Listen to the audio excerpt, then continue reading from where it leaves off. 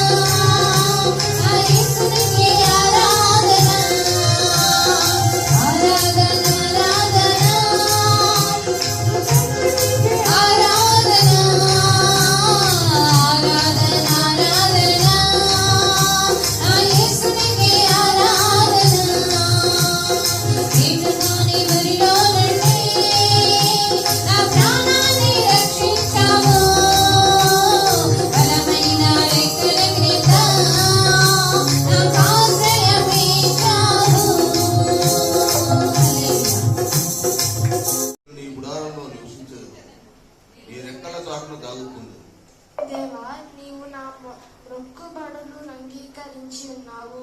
నీ నామమునందు భయభక్తులు గల వారి స్వాస్థ్యము నీవు నాకు అనుగ్రహించి ఉన్నావు. రాజులకు దీర్ఘాయువు కలుగు చేయుదుగాక, అతని సంవత్సరంలో తరతరములు గడుచునుగాక. దేవుని సన్నిధిని అతడు నిరంతరము నివసించుగాక. అతని కాపాడుటకై కృపా సత్యములను నియమించుము. నా మొక్కుబడులను నేను చెల్లించున్నాను, నీ నామమును నిత్యము కీర్తించుదును. దేవుడు తన పరిశుద్ధ వాక్యము దీవించుగాక. ఆమేన్. ప్రార్థన చేసుకుందాం.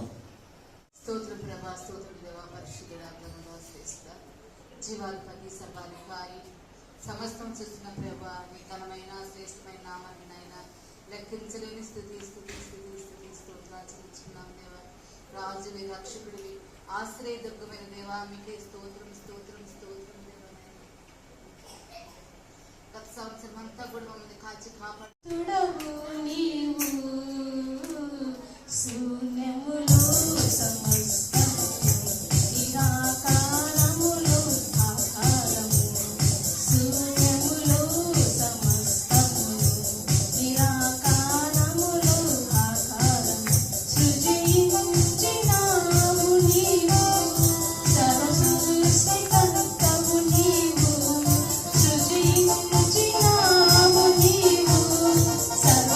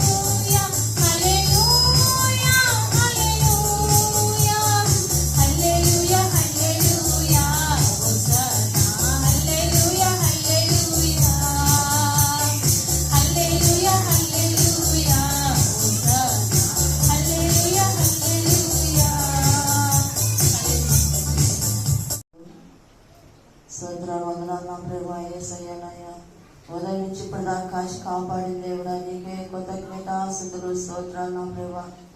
ఈ సంవత్సరం అంతా కూడా మమ్మల్ని అందరూ కాశీ కాపాడే దేవుడు నా ప్రభా. యేసయ్య దేవా స్తోత్రాలు వందనాలు నాయన. యేసు నాయన ప్రతి ఒక్క బిడ్డ నా తండ్రి నాయన నేటి ఆరాధనకి ఏర్పాటు చేసిన వాక్యం చెబుతున్నా. 2 కొరింథీయుల 5వ అధ్యాయము 17వ వచనం. కాగా ఎవడైనను క్రీస్తునందున్న ఎడల వాడు నూతన సృష్టి పాతలు గతించెను, ఇదిగో కొత్తవాయెను. దేవుడు తన పరిశుద్ధ వాక్యాన్ని గురించి ఆస్వాదించుగాక. సంఘములో అప్పుడే తెల్లారిపోయిందా? ఈ మాజోడు కళ్ళజోడు ఎక్కడుందో ఏంటో.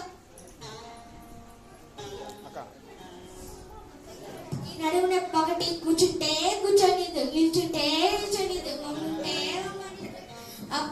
అప్పుడు టైంలో మోకాలు వేసుకుంటే బాధ వచ్చిందే కాదు. మీరు కూడా వేస్తున్నారా? మీ ఇష్టం. నా కొడుకు కోడలు లేసారేమో చూద్దామా?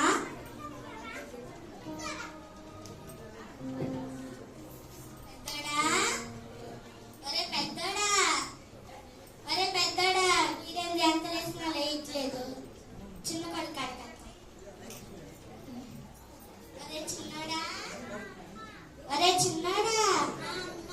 ఒరే చిన్నాడా, మీరేందో లాగుతున్నాడు.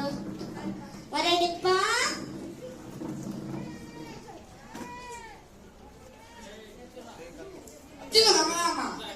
ఒరే డిప్పా, ఒరే డిప్పా, ఒరే డిప్పా.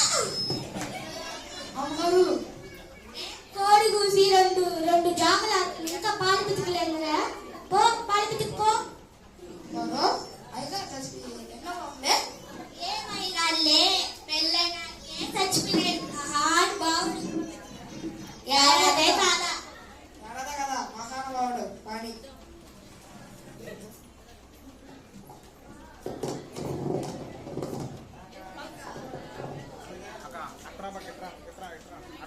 అమ్మ పెద్ద కొడుకా, అమ్మ పెద్ద కొడుకా, పెద్ద కొడుకా. అమ్మ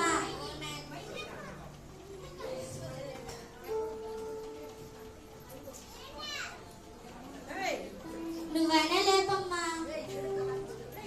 పోయి 2 కాఫీ చుక్కలు నా మొగానైంది.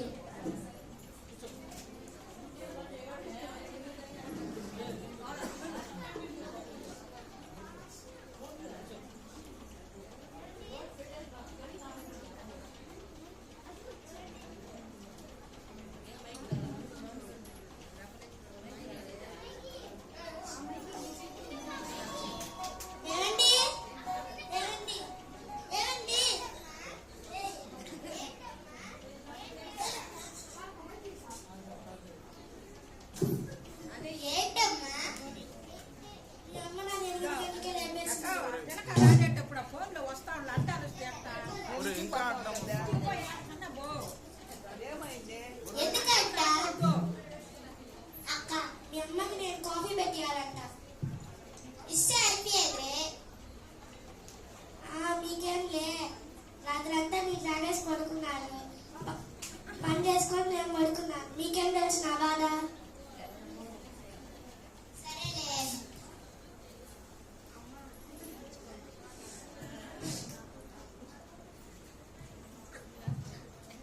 ఏంటి నా కొడుకేనా?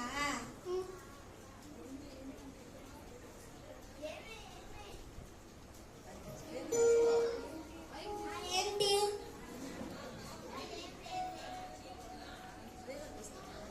నా కొడుకే.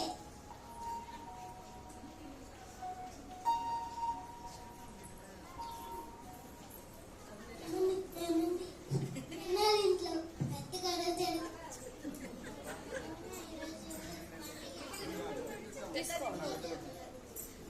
చికెన్ తప్పించి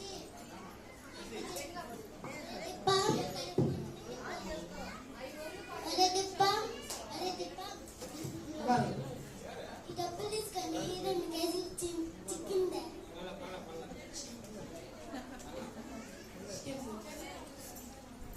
ఒరే డిప్పం, అయినా ఏం కొనరా? చీప్గా చికెన్ అండి. ఇంకో డబ్బులు తీసుకెళ్ళి మటన్ తీసుకెళ్ళి ఇచ్చుకో.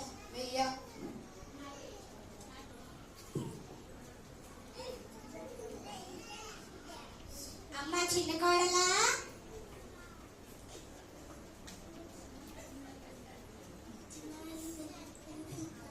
నాటిలో పడుకున్నారే.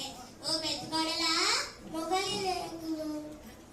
నాటిలో సీరియల్ అయిపోయినారు. ఒరే డిప్పా,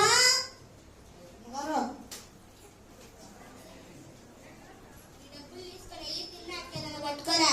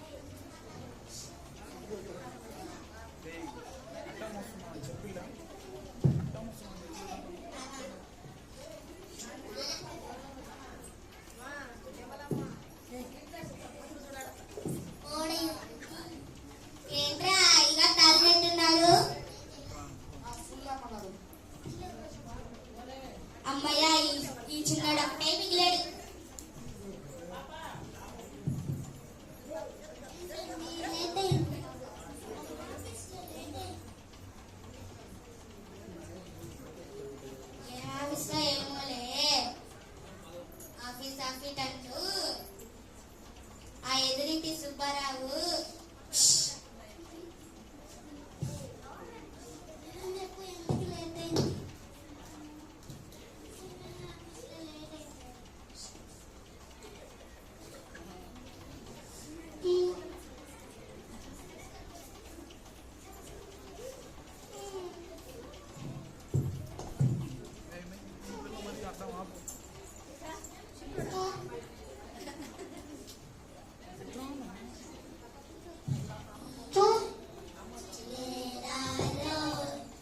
చిన్న పిల్లలు మేము యేసయ్యను చేరి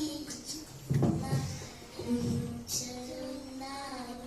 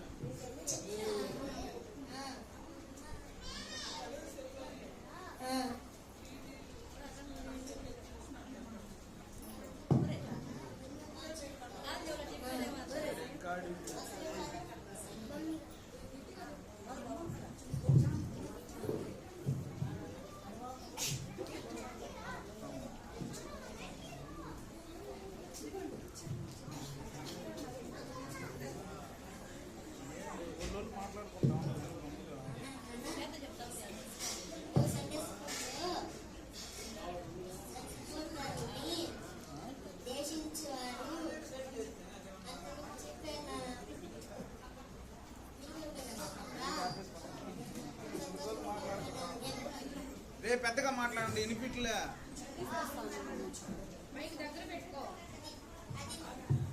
అది మా గారే చెప్తారు.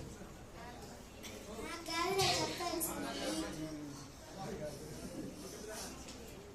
మీరెళ్ళి పాటించండి.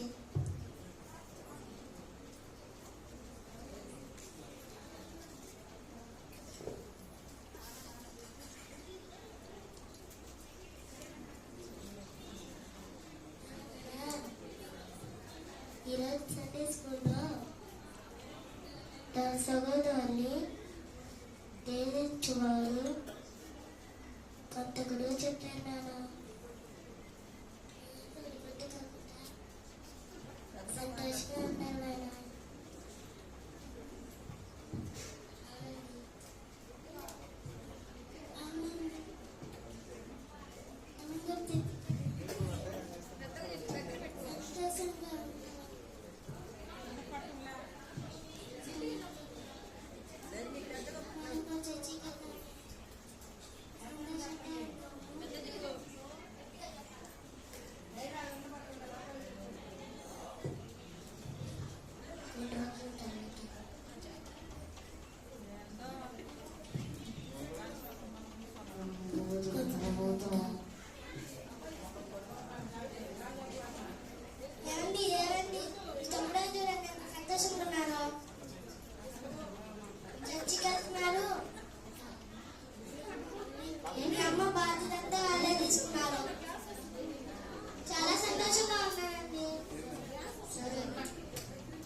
సంతోషంగా ఉంటామంటే చర్చికి వెళ్ళాలండి. అవునా, సరే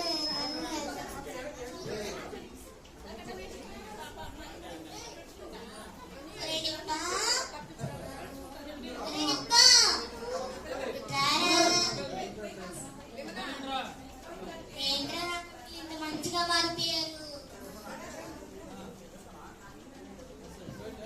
ఏంట్రా నా కొడుకు ఇంత మంచిగా మారిపోయారు? నటిస్తున్నారా లేదా? దీనికి ఒక పరీక్ష పెట్టాను రా. నా స్కంద నీ పేరు రాయిస్తాను, చెప్తాను.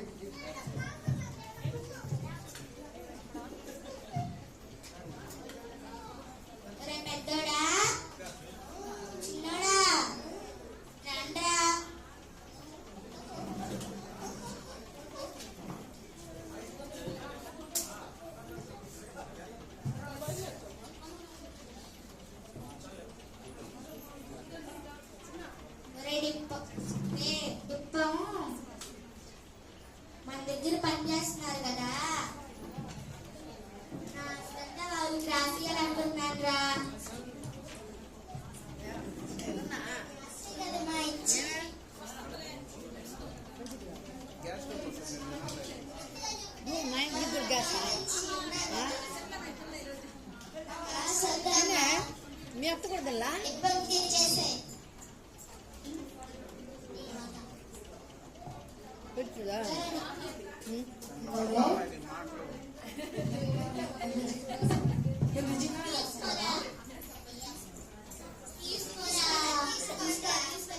అబ్బా ఈ ముసలి కూడా నాకు ఆస్తులు ఇచ్చుకుంటా నాలో హ్యాపీగా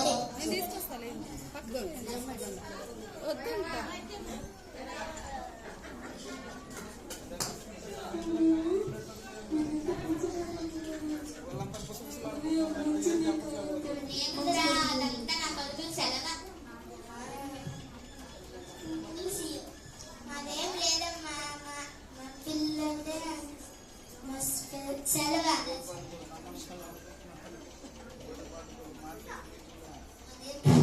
మా దేవుడే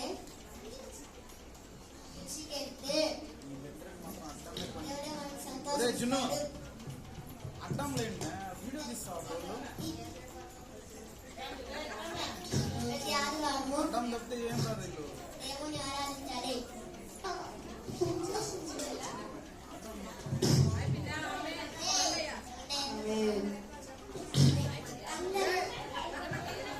దేవుణ్ణి ఆరాధించి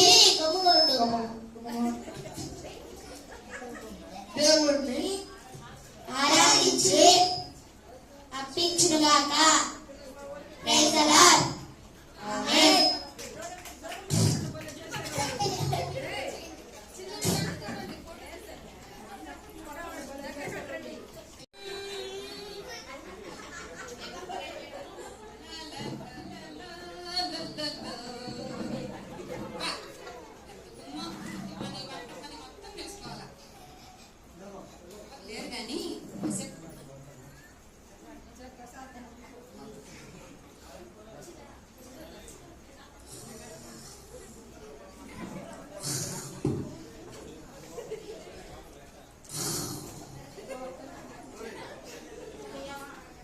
అమ్మాయి పెళ్లి పెట్టుకున్నాము. ఎన్ని పనులు ఉన్నాయో, షాపింగ్ చేయాలి, ఫ్రెండ్స్ పిలవాలి, ఇంటికి చదవాలి. అయినా ఈ రామలక్ష్మి ఏం చేస్తుంది? రామలక్ష్మి ఇప్పుడు రామలక్ష్మి చెప్తా ఉండండి ఏం చేస్తున్నావే? ఎక్కడే? నువ్వు నటిస్తున్నావు, పని చేస్తే పిలిచారు అమ్మగారు. ఎక్కడ పనులు అక్కడే ఉన్నాయి. వెళ్ళి వాళ్ళకి పిలిచేయ్.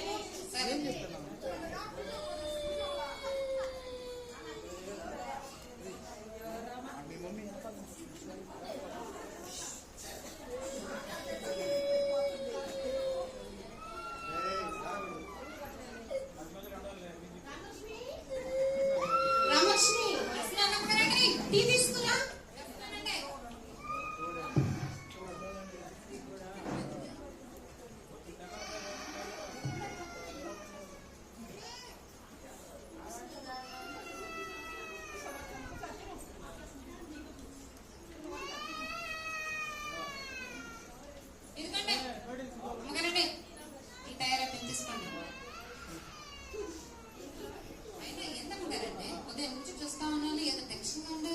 మీ అయ్యగారు షాపింగ్ డబ్బులు వేస్తా అన్నారు.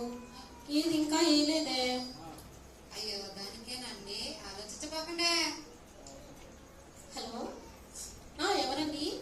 నేనేనండి. అవునా, తెలుసండి. మా బిజినెస్ లో షేర్స్ అన్ని మాకే వస్తాయండి, తెలుసండి. అయ్యో అవునా, సారీ అండి. ఓకే అండి. ఏమైందంటారండి?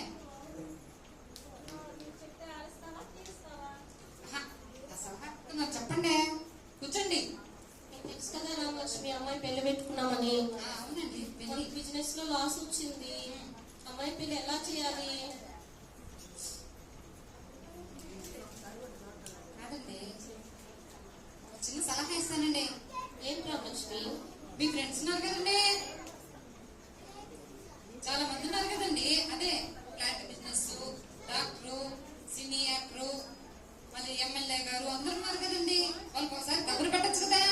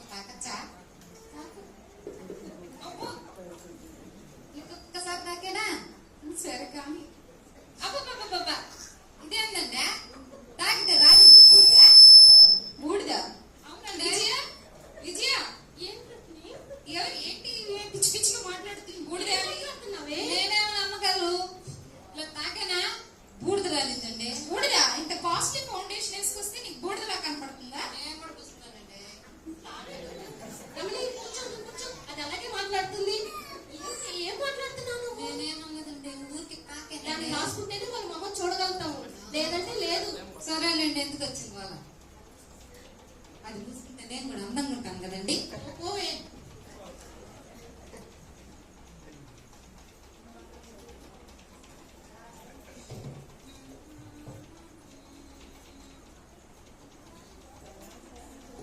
నెక్స్ట్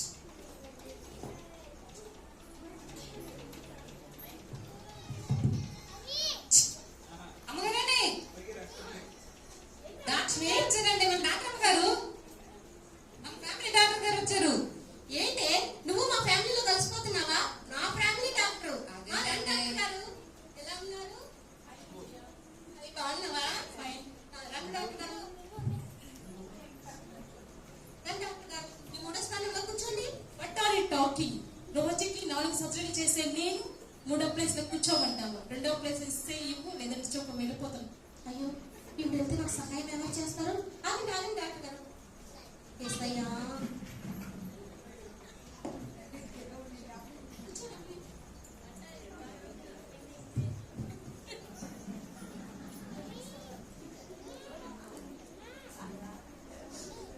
తీసుకోండి డాక్టర్ గారు, తాగండి. తాగి దాంట్లో చక్కెర ఉందా, టీ తక్కువ చూసి చెప్పండి.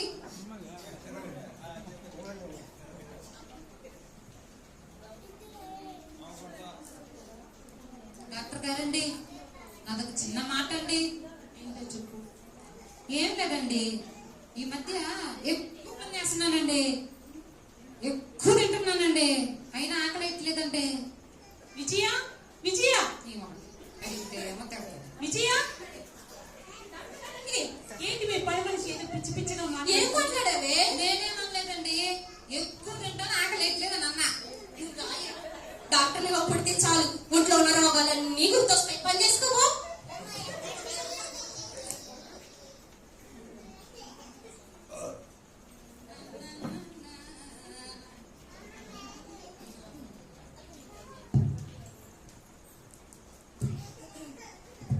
ఏంటి డాక్టర్ గారు?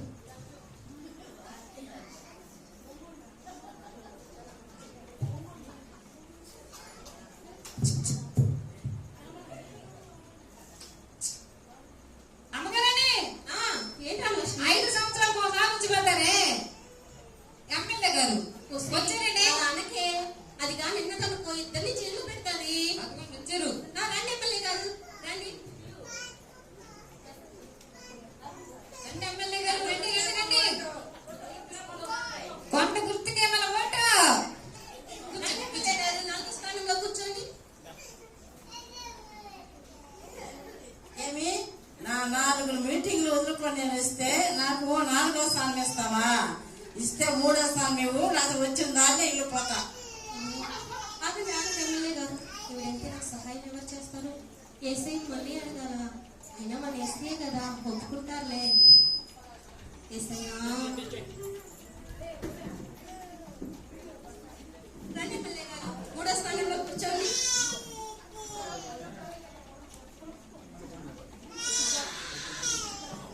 తీసుకోండి ఎమ్మెల్యే గారు. ఎమ్మెల్యే గారు, అదొక చిన్న మనవండి. మొన్న ఈ మధ్య ఎలక్షన్ జరిగాయి కదండి, అవును. అందరికి 2000 ఇచ్చి నాకు ఒక్కటే 1000 రూపాయలు ఇచ్చారండి. అది ఎవరిని అడగాలండి? విజయ, ఏంటి మీ పని అమ్మాయి ఇలా మాట్లాడుతుంది? ఏం మాట్లాడావే? మొన్న ఈ మధ్య ఎలక్షన్ జరిగింది కదండి, 2000 2000 ఇస్తే నాకు 1000 ఇచ్చారండి. అందుకని పరువు తెలియకే నాకు వచ్చిన ఫ్రెండ్స్ కాడా.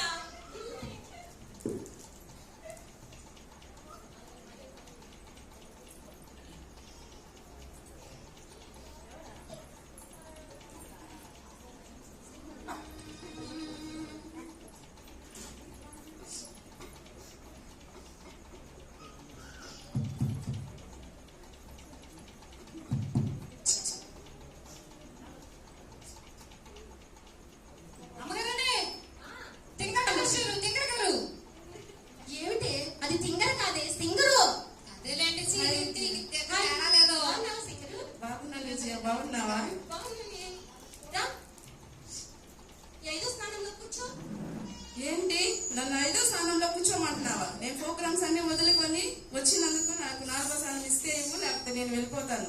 అయ్యో, ఆగండి ఆగండి. మళ్ళీ చేస్తున్నారా? ఏసయ్యా,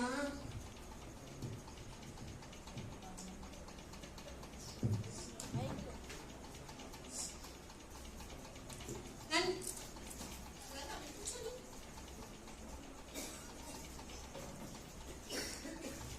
రామలక్ష్మి, వస్తున్నాను కదండి. నా ఫ్రెండ్కి ఏం కావాలో చూడు. ఇచ్చానండి, వేడి వేడి కాఫీ ఇచ్చానండి. కాఫీ ఎట్టుందండి తింగర్ గారు? తింగని అంటావేంది? అదేలేండి, నోరు తిరగలేదు. నేను కూడా పడతానండి, మీరే కాదు. వచ్చా నీకు? నాకెందుకు రాదండి బాబాయ్. పాడి చూపి. పాడమంటారండి? కప్పు పట్టుకోండి. పాడేదండి. పాడు. Who let the dark car? Who? ఎటుందండి? విజయ, విజయ, ఏంటి ప్రియా? ఏది మీ పని మనిషి పాట పాడుతున్నా, చెవులో బ్లడ్ వచ్చేస్తుంది. మా మీదే ప్రతాపం అనుకున్నాను. ఆవిడ ముందు కూడా చూపించేసావా? నేనేం బాగలేదండి. నువ్వు రావే. పాడానండి. అంతేనండి. వచ్చిన వాళ్ళందరి ముందు పరుగు తీసిందప్ప.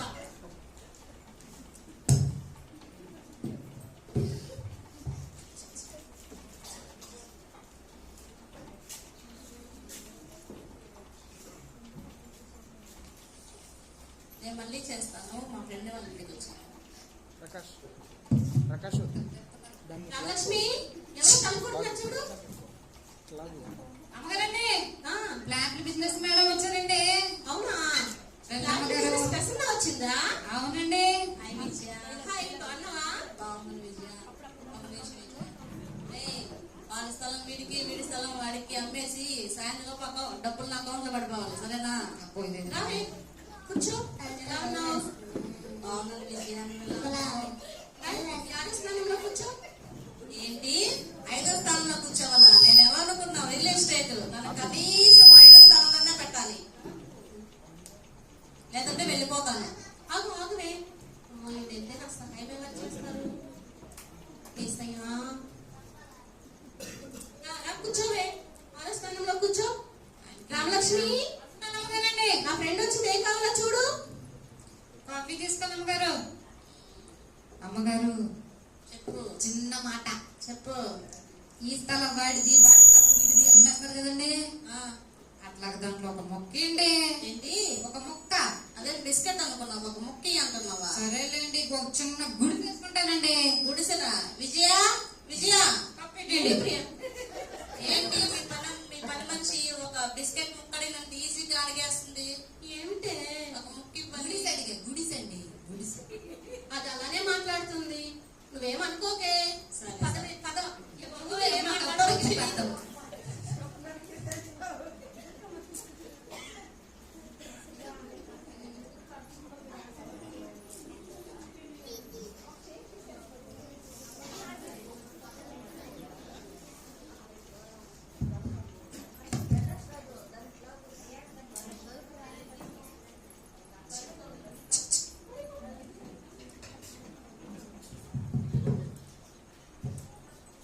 ప్రకాష్ అమ్మగారండి, ఏంటి రామలక్ష్మి? పోలీసు వచ్చారండి. పోలీస్ అమ్మగారు, మీ ఫ్రెండ్. అవునా? నా ఫ్రెండ్ పోలీస్ వచ్చిందా? హాయ్ విజయ. హాయ్, ఎలా ఉన్నావు? బాగున్నావా? బాగున్నాను విజయ. రావే. 7వ స్థానంలో కూర్చోవేగా. నా డ్యూటీ మొత్తం స్పాయిల్ చేస్తూ నీ కోసం వస్తే నన్ను 7వ స్థానంలో కూర్చోమంటావా? ఉండమంటావా? వెళ్ళిపోమంటావా? ఆగవే, ఆగవే. ఏసయ్యా, రావే. ఈ 6వ స్థానంలో కూర్చో. రామలక్ష్మి, అమ్మగారండి, నా ఫ్రెండ్కి ఏం కావాలో చూడు. తీసుకుని అమ్మగారండి కాఫీ. సరే కానీ పోలీస్ గారు, ఏమైనా ఉంటే కొట్టేయండి. ఏం కొట్టాలి? అది కేసులండి. ఏ విజయ, ఏంటి ఏదో కొట్టమంటుంది? నీ దగ్గర అది ప్రతాపం చూపించిందే. వచ్చిన వాళ్ళందరి దగ్గర నా పరువు తీస్తుంది.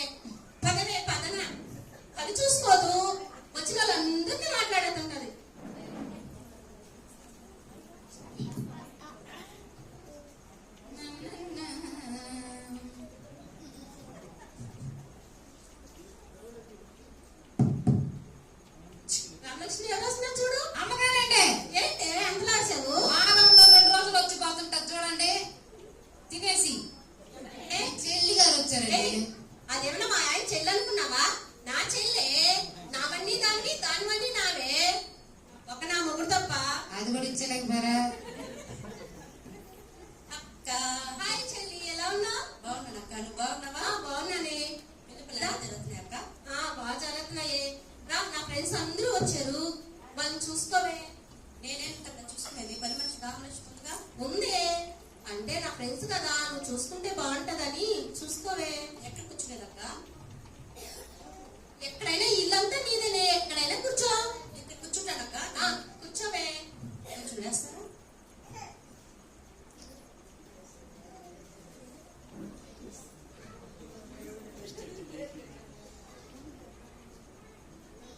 తీసుకోండి. రామలక్ష్మి, ఈ మధ్య కొంచెం లావేలు మక్క పెట్టి తిని తిని. నేనేమయ్యానండి, ఇట్లా సన్నగా నా శుద్ధ తేగలాగుంటే ఇంకా మీరయ్యారండి. అక్క అక్క, ఏంటే? నేను బిండి మీద పడి ఏడుస్తూ ఉన్నాను అక్క. ఎవరన్నారే ఆ మాట? రామలక్ష్మి చెప్తున్నా. ఏంటి రామలక్ష్మి? అది నా చెల్లె, అదేమన్నా పరాయిదా? ఎందుకు అలా అంటావు? నేనేమన్నానండి, దాని మాట పట్టించుకోకే, నువ్వు కూర్చో. మీరు వారం ఒక్కరోజు కూడా రాకపోయినా రోజు వచ్చి నువ్వు తినేసుకోండి. రావే.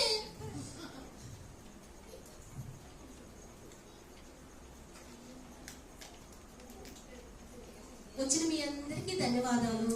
నేను మీ కష్టాల్లో నేను సహాయం చేశాను కదా, మీరు నా కష్టాల్లో ఆదుకుంటారని మిమ్మల్ని అందరినీ పిలిచాను. ఆగండి ఏసయ్య. ఇప్పుడు అమ్మాయి పెళ్లి పెట్టుకున్నానని మీకు తెలుసు కదా, నాకు బిజినెస్ లో లాస్ వచ్చింది. ఆగండి ఏసయ్య, మాట్లాడుతున్నాను కదా. అందుకని మీరు ఏదైనా నాకు సహాయం చేస్తే నా బిడ్డ పెళ్లి నేను చదువుకుంటాను. ఆగండి ఏసయ్య, మాట్లాడుతున్నాను కదా. రమణి, విజయ, సహాయం చేయవే. అయినా నీకు తెలుసు కదా విజయ, ఈ మధ్య నేను యాక్టింగ్ తో పాటు ప్రొడ్యూసర్ కూడా అయ్యాను. నా దగ్గర ఉన్న డబ్బులన్నీ మూవీస్ కే పెట్టేస్తాను. అలా అనకే. కావాలంటే చెప్పు, నా ఆటోగ్రాఫ్ ఫ్రీగా ఇస్తాను. రమణి, రమణి, డాక్టర్ గారు మీరైనా సహాయం చేయరా? సారీ విజయ, హాస్పిటల్ కొత్త డబ్బులు పెట్టినాను, మళ్ళీ ఎంత దానికి చూసి చెప్తాను. ఆపరేషన్ రెడీ చేయండి డాక్టర్ గారు. సారీ విజయ. ఎమ్మెల్యే గారు మీరైనా, ఎమ్మెల్యే గారు మీరైనా. ఎలక్షన్ లో ఉన్న కోట్ల డబ్బు అంతా ఖర్చు అయిపోయింది. కావాలంటే ఒక సీట్ ఇస్తాను, తీసుకో. ఎమ్మెల్యే గారు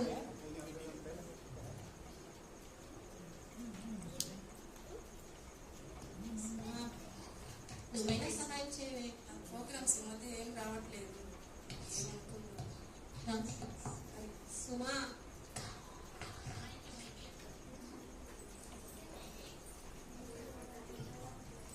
ప్రియా, నువ్వైనా సహాయం చేయవే.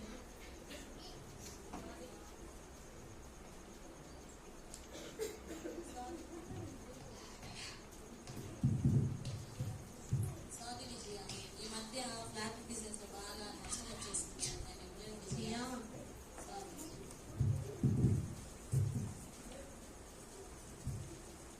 ఎస్ఐ గారు మీరైనా సహాయం చేయరా? సారీ విజయ. సారీ విజయ, నాకు చాలా అప్పులు అయిపోయినాయి, ఇవ్వలేను. సారీ. చెల్లి, నువ్వైనా సహాయం చేయవే. సారీ అక్క, నేనే పిల్లలకి స్కూల్ ఫీ తర్వాత మాట్లాడక. సారీ అక్క, పెళ్లి కొట్టుకున్నావా? చెల్లి, చెల్లి. అయ్యో ఏసయ్యా, అయ్యో.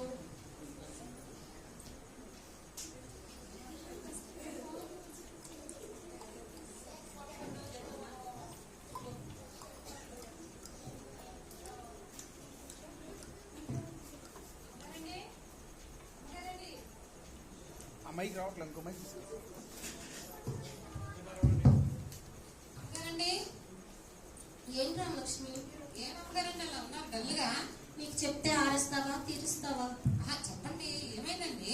నీకు తెలుసు కదా అమ్మాయి పెళ్లి పెట్టుకున్నామని. అవునండి. బిజినెస్ లో లాస్ వచ్చింది. మా ఫ్రెండ్స్ అడిగినా కానీ ఎవరూ ఇవ్వలేదు. పెళ్లి ఎలా చేయాలో అర్థం కావట్లేదు రామలక్ష్మి. అమ్మగారండి, నేను ఒక చిన్న సలహా ఇమ్మంటారా? చెప్పు రామలక్ష్మి. ఫస్ట్ ఏజ్ బాబు వచ్చారా? అవును రామలక్ష్మి. మీరేమైనా పట్టించుకున్నారా?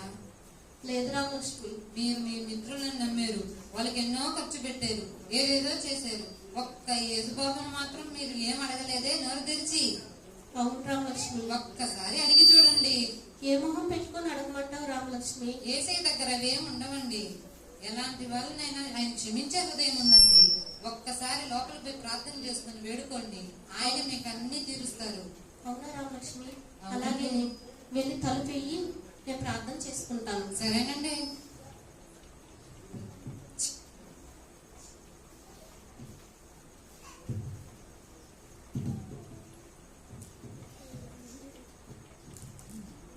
యేసయ్యా, అయ్యా మొదటిగా నువ్వే వచ్చావయ్యా నాకు సహాయం చేస్తానని. అయినా నేను నిన్ను ఆశ్రయించక మనుషులను ఆశ్రయించాను తండ్రి. అయ్యా నా సహాయం చేయయ్యా. యేసయ్యా సహాయం చేయి తండ్రి.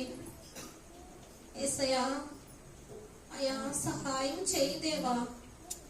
అయినా నేనున్నానమ్మా, నీ బిడ్డ పిల్లని దగ్గరుండి నేను ఘనంగా జరిపిస్తాను. నీకోసం నా ప్రాణమే పెట్టాను, ఈ చిన్న సహాయం చేయలేనా? ఇకనైనా మనుషుల మీద ఆనుకొనక నీ కొరకు ప్రాణం పెట్టిన నా మీదనే ఆనుకో తల్లి. నీ బిడ్డ పెళ్లిని నీ పట్ల నేనే కార్యం చేయబోతున్నాను. నీ దిగులు పడక సంతోషంగా ఉండు. నేను ఎల్లప్పుడూ నీకు తోడుగా ఉంటాను. నిన్ను విడువను, ఎడబాయని దేవుడు. యేసయ్యా, యేసయ్యా, ఆమేన్.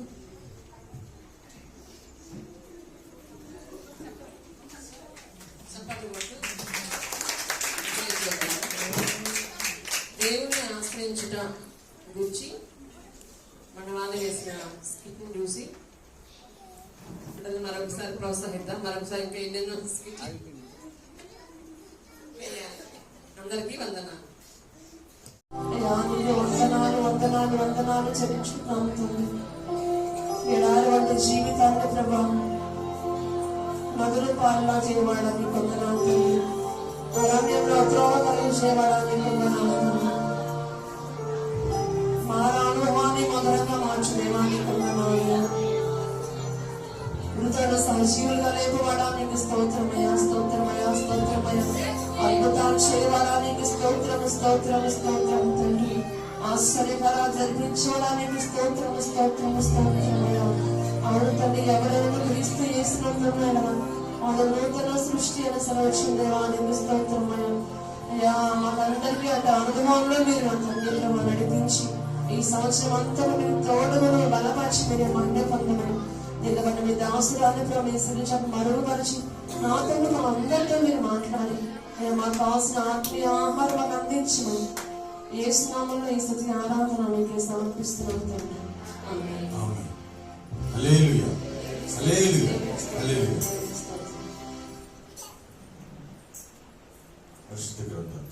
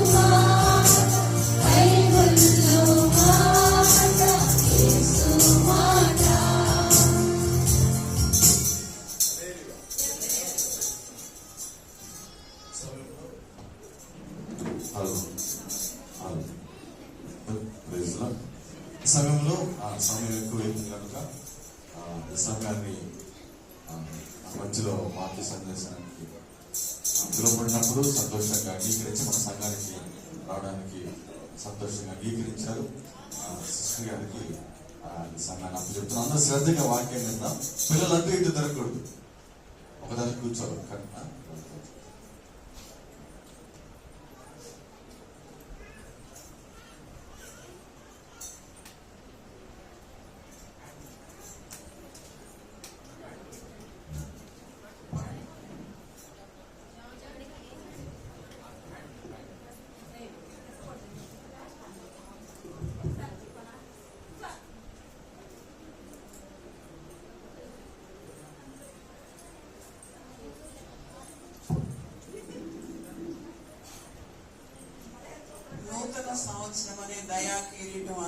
అనుగ్రహించినటువంటి యేసుక్రీస్తు ఘనమైన నామంలో మీ అందరికీ నూతన సంవత్సర శుభాకాంక్షలు తెలియపరుస్తున్నాను. Happy new year. సంతోషంగా ఉన్నారా? నన్ను చూసారా ఇంతకుముందు? చూడలేదా? గతంలో నేను ఇక్కడికి ఒకసారి రావడం జరిగింది. అప్పుడు కేవలం ఇటుక రాయి గోడలు మాత్రమే ఉన్నాయి. మళ్ళా సంఘాన్ని ఇలా చూడడం చాలా సంతోషంగా ఉంది. మిమ్మల్ని అందరినీ కలుసుకోవడం చాలా సంతోషంగా ఉంది. గతంలో నేను నా సాక్ష్యాన్ని పంచుకోవడానికి వచ్చాను మోజెస్ బ్రదర్తో కలిసి. మరి అప్పట్లో ఎవరు లేరా అండి? ఎవరు ఉంటే చేతులు ఎత్తారా? Thank you. సంఘాన్ని దేవుడు విస్తరింపజేసినందుకు దేవునికి వందనాలు చెల్లిస్తూ ఉన్నాను. అందరూ నూతన సంవత్సర సంబరాలతో బిజీగా ఉండుంటారు కదా, అవునా? 2025 కంప్లీట్ అయిపోయింది. 2026లోకి అడుగు పెట్టేశాం. అయితే నిజమైన క్రైస్తవుడు ఏం కోరుకుంటాడంటే ఎప్పుడు కూడా నూతన పరచబడాలని కోరుకుంటాడంట. దేవుని ఏమడుగుతాడంట? ప్రభా నన్ను నూతన పరచుమని అడుగుతాడంట. మన జీవితాన్ని బాగు చేసుకోవడానికి ఈ నూతన సంవత్సరం ఉపయోగపడుతుంది. ఒకసారి 2025లో ఎలా ఉన్నామో,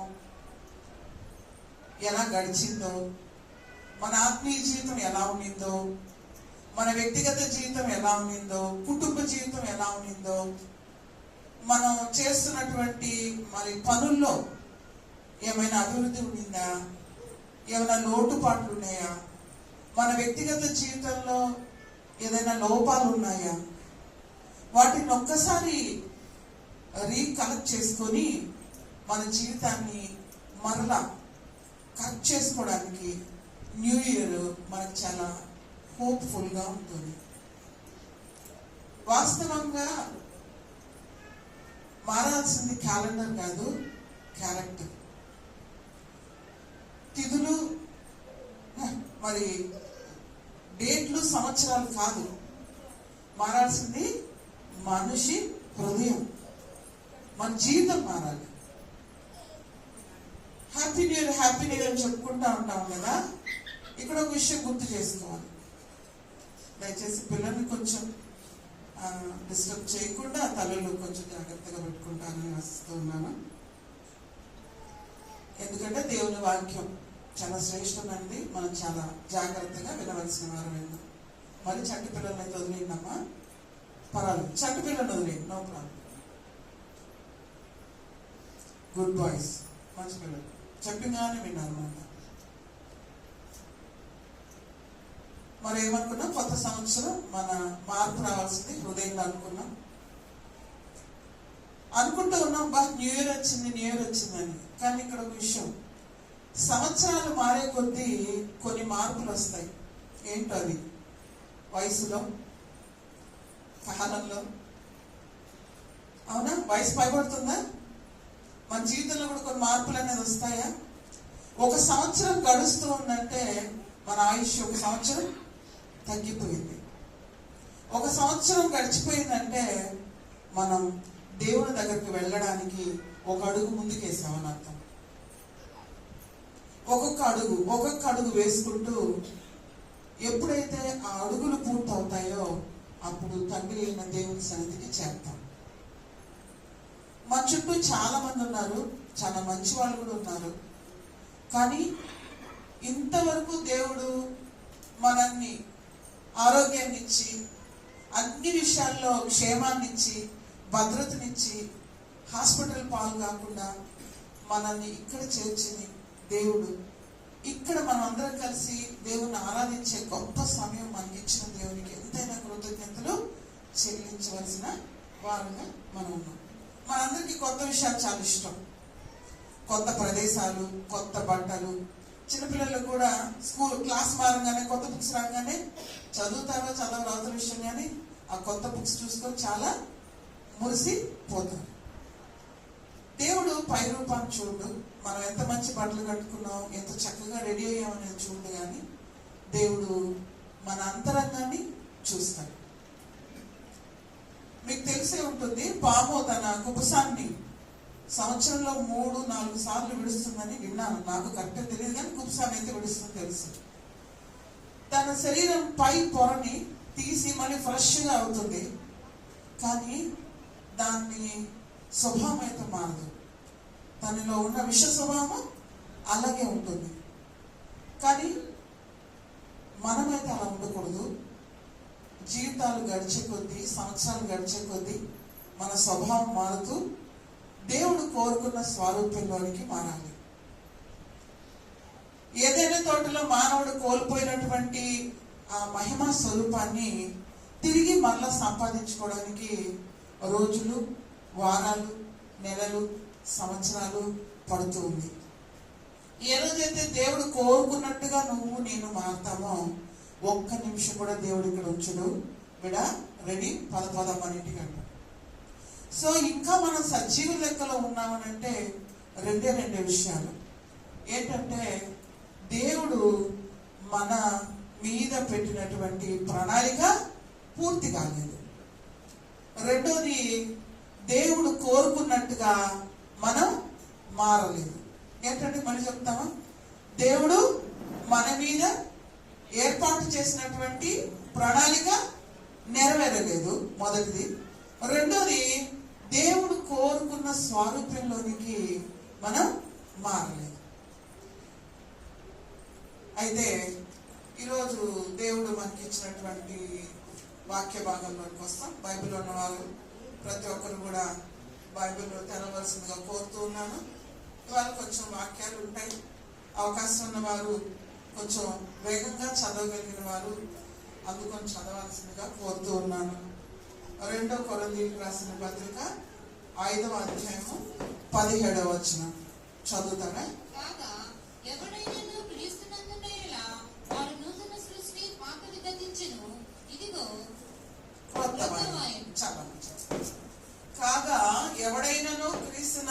ఎడల వాడు నూతన సృష్టి, పాతవి గతించెను, ఇదిగో క్రొత్తవాయన. ఇక్కడ ఈ వాక్యంలోని 3 పదాల యొక్క శ్రేష్టమైన విషయాలు మనం ధ్యానం చేస్తాం. వాటిలో 3 పదాలు ఏంటంటే నూతన సృష్టి, అండర్లైన్ చేసుకోండి, తర్వాత పాతవి, తర్వాత క్రొత్తవి. వీటన్నిటిని కలిపి షఫుల్ చేసుకుంటే ఎవరైతే యేసుక్రీస్తునందున్న వారు జీవితంలో పాతవన్నీ గతిస్తాయో, కొత్త జీవితంలోకి వస్తారో వాడు నూతన సృష్టిగా మారుతాడు. అయితే ఇప్పుడు మొట్టమొదటిగా మనం దేని గురించి ధ్యానం చేద్దామంటే పాతవి. ఏంటా పాతవి? మన పాత జీవితం. మనం ఎక్కడి నుంచి ఇక్కడికి వచ్చాము, ఏ స్థితిలో నుంచి ఇక్కడికి వచ్చామో ఒకసారి మనము ఆలోచించాము. ఎప్పుడు కూడా పాత విషయాలు మనం మర్చిపోకూడదు. పాత విషయాలు అంటే మనం ఏ స్థితిలో ఉంటే దేవుడు మనల్ని ఈరోజు ఇక్కడ ఉన్నతమైన స్థితిలో ఆయన బిడ్డలుగా మనల్ని పెట్టుకున్నాడో మనం మర్చిపోకూడదు. ఎఫెసీయులకు రాసిన పత్రిక అందరూ బైబిల్ తీయవలసిందిగా కోరుతున్నాను. 2వ అధ్యాయము 1వ వచనం నుంచి 3వ వచనం వరకు చదువుకున్నాం. మీరు చచ్చిన వారై ఉండగా ఆయన మిమ్మల్ని క్రీస్తుతో కూడా బ్రతికించెను. మీరు వాటిని జయించు వాయుమండల సంబంధమైన అధిపతిని అనగా అవిధేయులైన వారిని ఇప్పుడు ప్రేరేపించు శక్తికి అధిపతిని అనుసరించు ఈ ప్రపంచ ధర్మము చొప్పున మునుపు నడుచుకొంటిరి. వారితో కలిసి మనమందరమును శరీరం యొక్కయు మనసు యొక్కయు కోరికలను నెరవేర్చుకొనుచు మన శరీరాశులను అనుసరించి మునుపు ప్రవర్తించుచు కడమవరి వారి వలను స్వభావం సిద్ధముగా దైవకృతముల పాత్రలమై ఉంటివి. ఎలాంటి స్థితిలో ఉన్నామంటే అపరాధముల చేత, పాపముల చేత చచ్చిన స్థితిలో ఉన్నామంట. ఇక్కడ 3 పదాల గురించి ఆలోచిద్దాం. ఇక్కడ పాపము, అపరాధము, అవిధేయత. దాంట్లో చచ్చిన స్థితిలోకి వచ్చేసాం. పాపం వల్ల వచ్చే జీతం మరణం. పాపానికి అపరాధానికి మధ్య గల తేడా ఏంటి? అపరాధము అంటే ఏంటంటే మానవునికి మధ్య గల నైతిక సంబంధాన్ని బ్రేక్ చేయడం. అపరాధము చేత చచ్చిపోయిన స్థితి అంటే స్వయం కృత అపరాధం, నిర్లక్ష్యం చేత అపరాధ భావం వస్తుంది. పాపం అంటే ఏంటంటే దేవునికి మనిషికి మధ్య ఉన్నటువంటి ప్రణాళికను లేదా ఒప్పందాన్ని బ్రేక్ చేయడం. ఏదైనా తోటలో ఏమైంది? తండ్రి అయిన దేవుడు మానవుడికి ఏం చెప్పాడు? ఆ పండు తినదినమున నిశ్చయంగా చచ్చదు అని చెప్పినప్పుడు ఏమైంది? మానవుడు ఏం చేశాడు? తిన్నాడా? వాస్తవంగా ఒకసారి ఆలోచించండి. ఏదైనా తోటలో ఆదాముకు హవ్వకు ఏదైనా కొరత ఉందా? ఎంత మంచి లైఫ్. రోజు సాయంత్రం అయితే దేవుడే డైరెక్ట్ గా దిగొచ్చి వాళ్ళతో మాట్లాడుతూ ఉంటాడు. అవునా? అంతేకాదు చుట్టూ పరిస్థితులు ఎలా ఉన్నాయి? వాళ్ళకైనా ఆకలి ఉందా? దప్పికుందా? చక్కటి వాతావరణం. సృష్టి అంతా కూడా ఎవరి ఆధీనంలో ఉంది? దేవుని ఆధీనంలో ఉంది. ఏదైనా తోట ఎవరికి అధికారం ఇచ్చాడు? ఆదాము చేతికి ఇచ్చాడు దేవుడు. మరి ఆ సర్పము మోసపరిస్తే ఎలా మోసపోయాడు? మీరు దేవతల వల్ల అయిపోతారంటే ఎలా అవ్వనమ్మింది? అన్ని అనుకూలంగా ఉన్నప్పటికీ కూడా దేవుని యొక్క మాటను నమ్మకపోవడమే పాపం. దేవుని యొక్క మాటకు విరోధంగా నిర్ణయం తీసుకోవడం పాపం. దేవునితో చేసుకున్న ప్రమాణాలను సంబంధం లేకుండా జీవించడం పాపం. పాపం వల్ల వచ్చే జీతం మరణం. మరి ఈ మరణము ద్వారా ఏమొచ్చింది? మానవాళికి అంతటికి కూడా ఈ మరణం అనే శాపం వచ్చింది. ఏంటి అవిధేయత అంటే? 3 చూసుకున్నాం మనం. పాపము, చెప్పండి, అపరాధము, అవిధేయత. ఏంటి అవిధేయత? ఇక్కడే మనం చదువుకున్నాం. వాయుమండల అధిపతి ప్రేరణ వలన ఏమొస్తుంది? అవిధేయత వస్తుంది. ఎవరిని ప్రేరేపించారు? సర్పం ఎవరిని ప్రేరేపించింది? ఆదాము. సర్పానికి అక్కడ ఏంటి? సర్పం అంటే ఏంటి? అపవాది. అపవాది ఏం చేస్తాడు? ప్రేరేపించాడు. ఎప్పుడైతే ప్రేరేపించాడో అప్పుడు ఏమొచ్చింది? మనిషికి అవిధేయత అనేది వచ్చింది. శరీరానుసారమైన మనస్సు మరణానికి తావు తీస్తుంది. అప్పుడు దాకా అదే ఏదైనా తోటలో తిరిగిన వాళ్ళే ఆ రోజు ఆ పండు చూసినప్పుడు రమ్యమైనదిగా, సుందరమైనదిగా, చాలా అద్భుతంగా వాళ్ళకి కనిపించింది. కారణం ఏంటి? చెప్పుడు మాటలు. అపవాది వేసినటువంటి ప్రణాళికలో పడిపోయినటువంటి మానవుడి జీవితము అవిధేయతలోనికి తీసుకెళ్ళింది. మన పాత స్థితి ఏమిటి?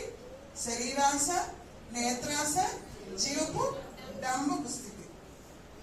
పాపానికి దాసులైన మనుషుడు దేవునికి శత్రువైపోయాడు. ఏదైనా తోటలో దేవునితో సహవసించినటువంటి మానవుడి పరిస్థితి ఏమైంది? ఏదైనా తోటలో నుంచి బహిష్కరించవలసిన పరిస్థితిలోనికి వెళ్ళిపోయాడు. ఇది మానవుని యొక్క పాత స్థితి. పాపముల చేత, అపరాధముల చేత చచ్చిన స్థితి.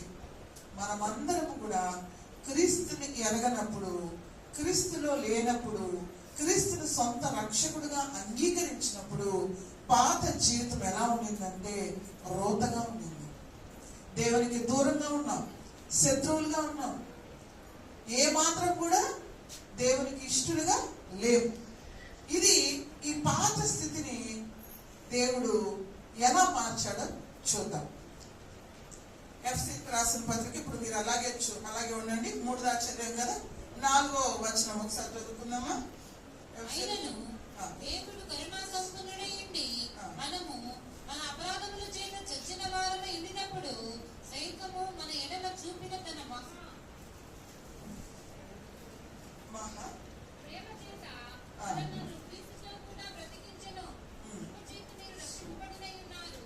క్రీస్తు యేసునందు ఆయన మనకు చేసిన ఉపకారము ద్వారా ఆశ్చర్యమైన తన కృప మహాశౌర్యమును మహదైశ్వర్యమును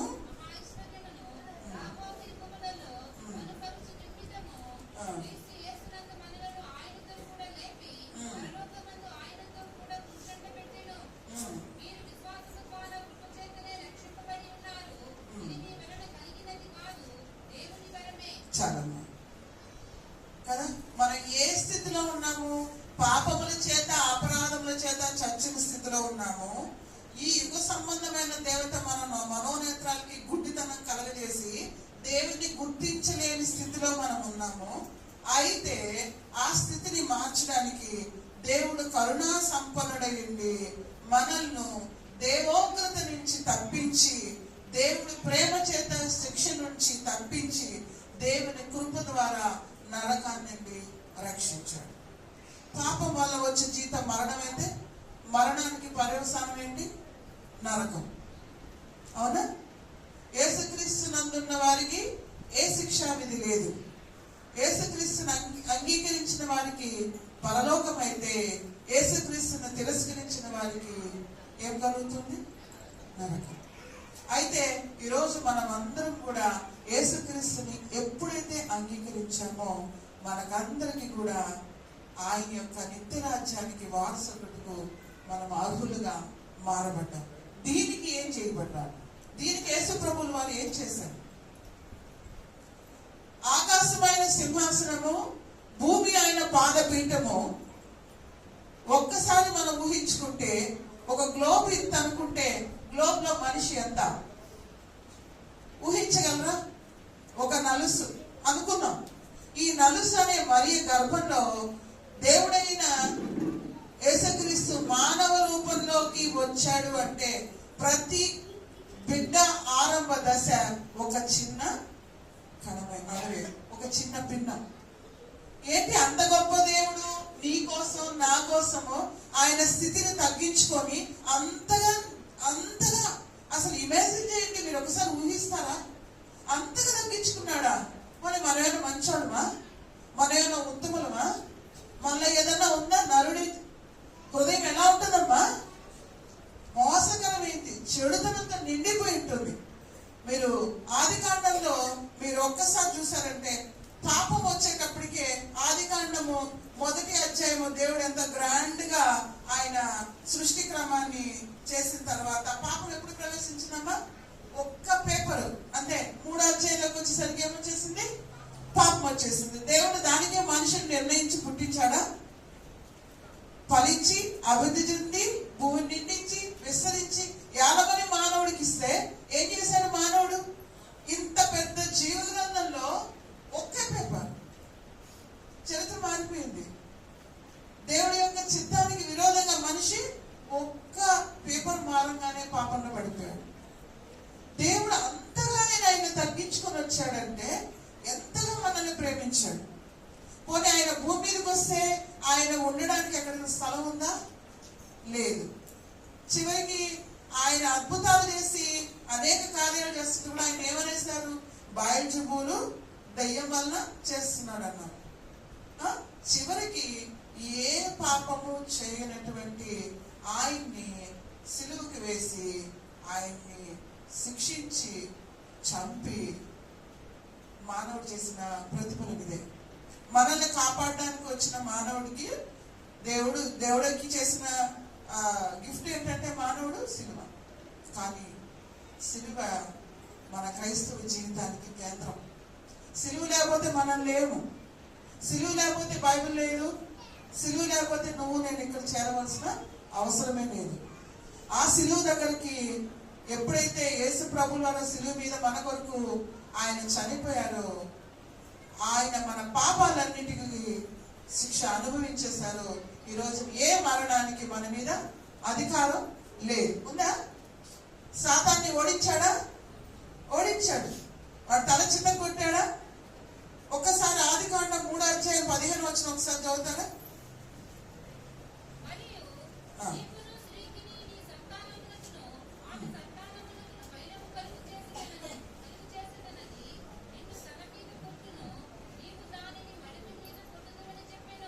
ఓకే, అది అన్న చోట ఫుట్ నోట్ వాడు ఒకటి ఉంది కదా, ఏమన్నమాట?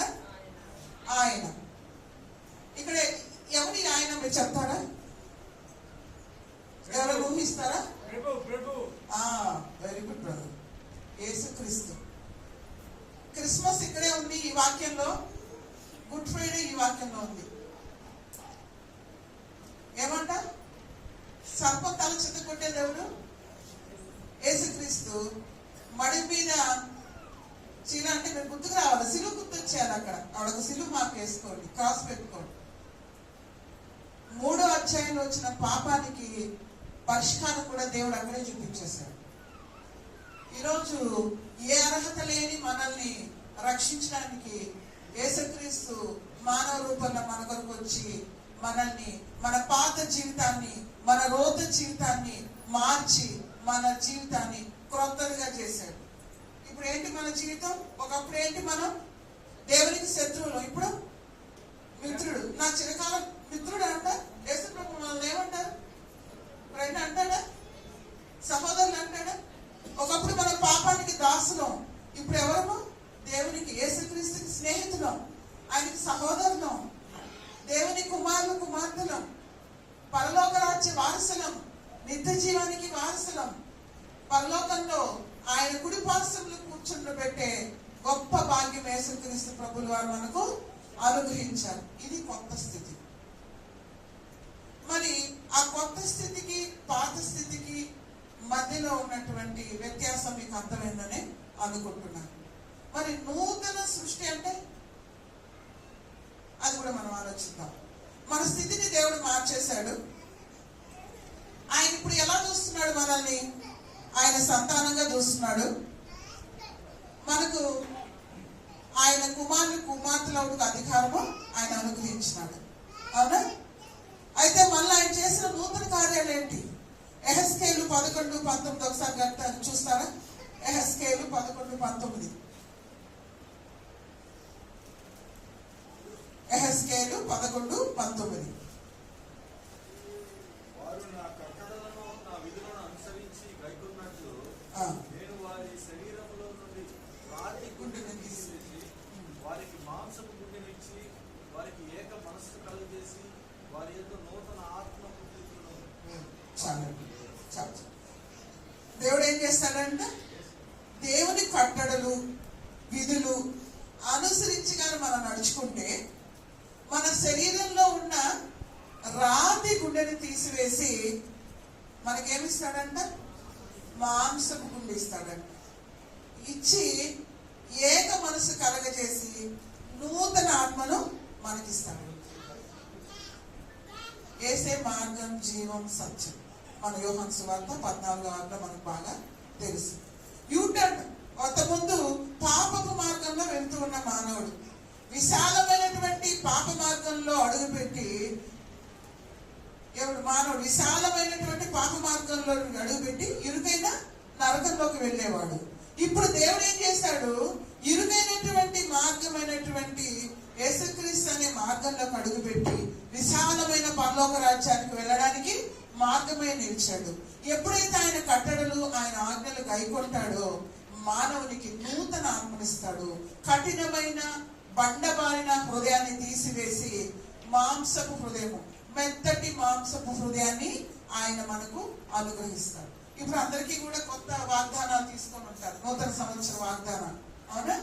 ఎన్నో వాగ్దానాలు జీవ గ్రంథంలో ఎన్నో వాగ్దానాలు మనకున్నాయి. ఈ సంవత్సరం ప్రత్యేకంగా మీ అందరూ కూడా వాగ్దానాలు తీసుకున్నారు అనుకుంటున్నాను, మరి నాకు తెలియదు.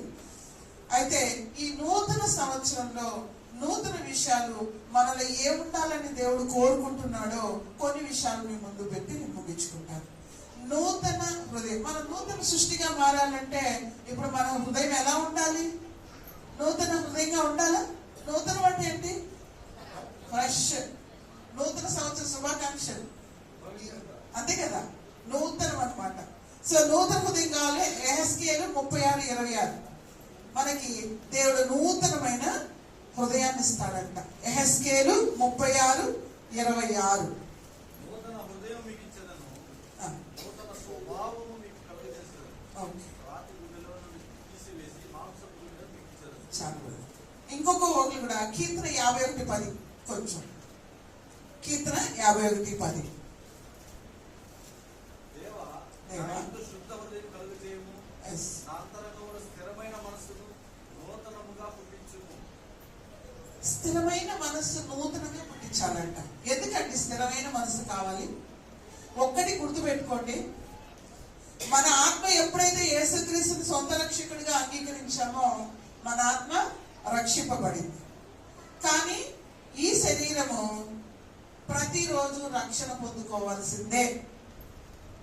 గుర్తుపెట్టుకోండి, మన ఆత్మకి ఒకసారి రక్షణ, మన శరీరం మాత్రము జీవించి ఉన్నంత కాలము మరణించేంత వరకు కూడా మన శరీరం రక్షణ పొందవలసిందే.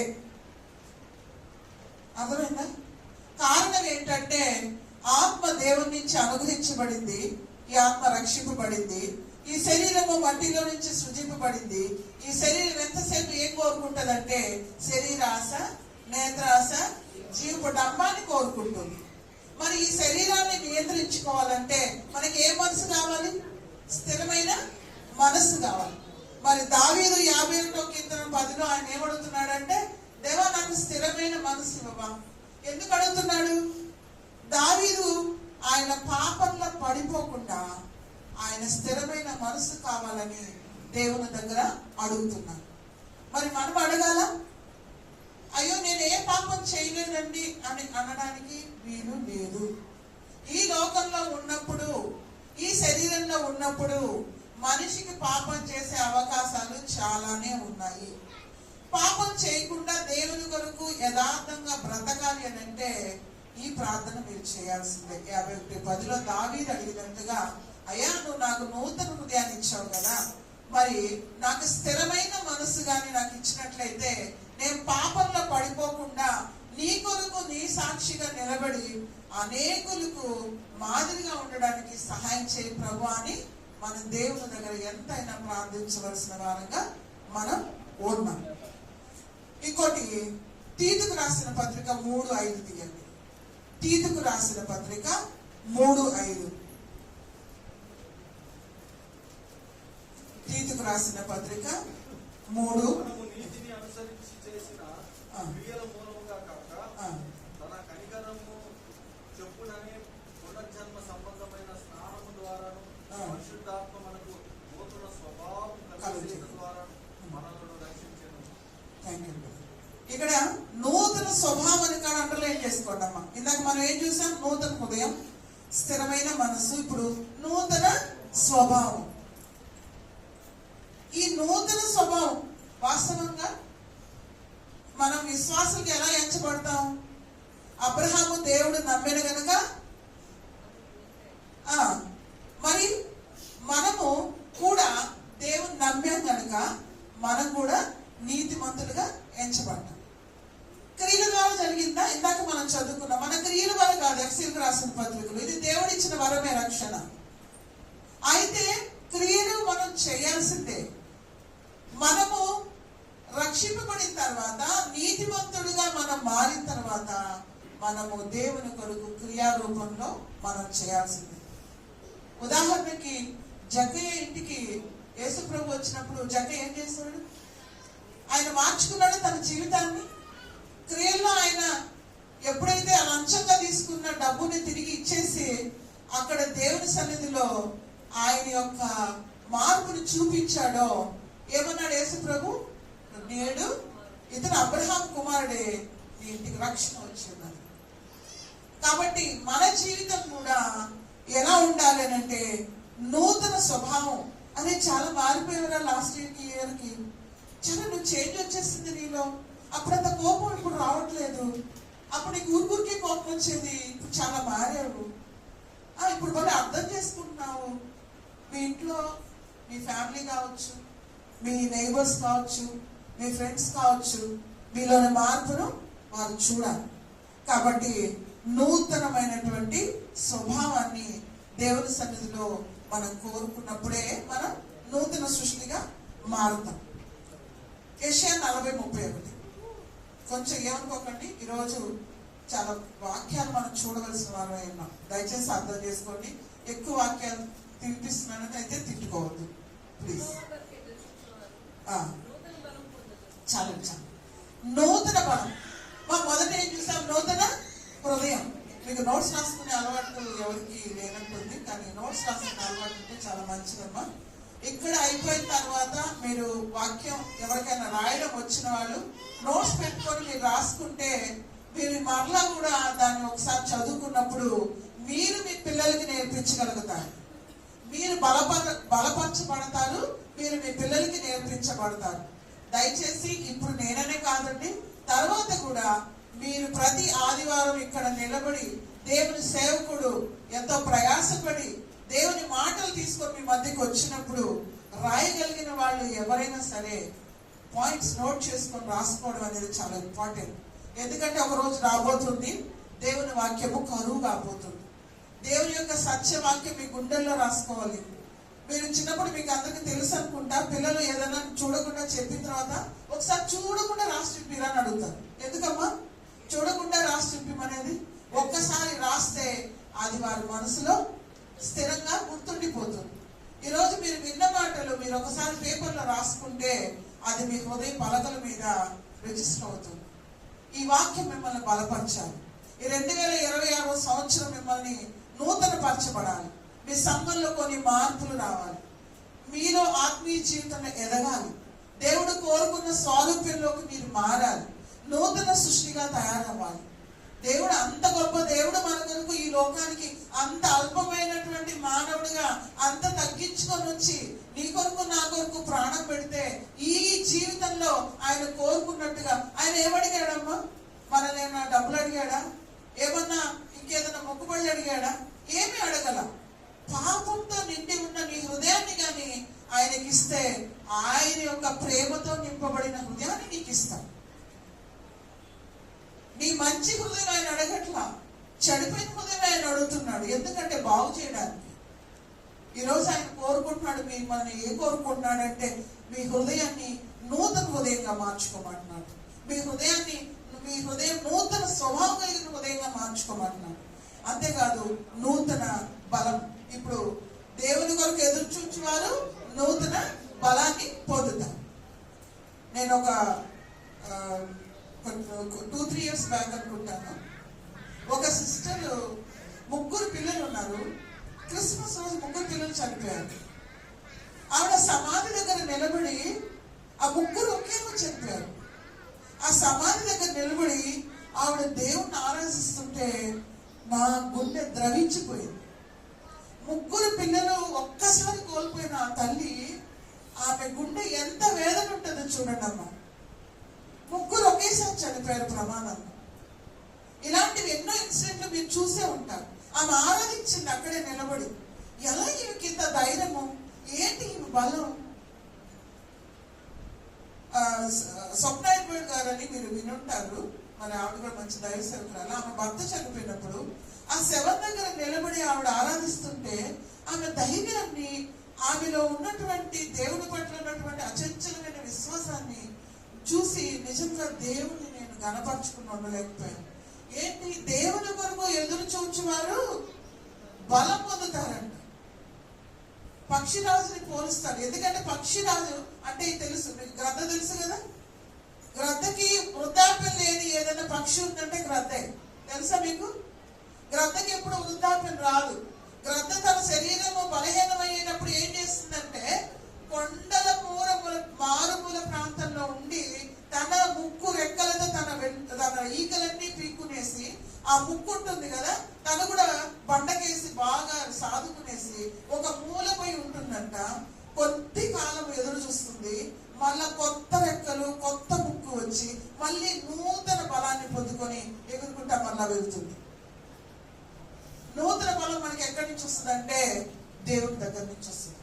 ఇప్పుడు మనకి ఈ లోకంలో మనం అనేక విషయాల్లో పోరాడుతున్నాం. అవునమ్మా, మీకేం పోరాటాలు లేవా? ఖచ్చితంగా ఉంటాయి. మన కుటుంబ పరంగా కావచ్చు, మనం చేస్తున్న ఉద్యోగాల పరంగా కావచ్చు, సామాజిక పరంగా కావచ్చు, మన భక్తి పరంగా కావచ్చు, చాలా పోరాటాలు మనకు ఉంటాయి. ఎందుకంటే మనం పోరాడుతున్నది మనుషులతో కాదు, అంధకార సంబంధమైన చీకటి శక్తులతో. దేవునికి మనల్ని దూరం చేయాలని అపవాది అనేక రకాలుగా మనల్ని ఏం చేస్తాడు? ప్రేరేపించడానికి, మన పాపంలో పడిపోవడానికి చాలా ప్రయత్నం చేస్తాడు. కానీ మనకి బలం ఎక్కడ ఉంటుంది? దేవుని దగ్గర ఉంటుంది. గర్జించు సింహం వల్ల అపవాది తిరుగాడుచున్నాడంట.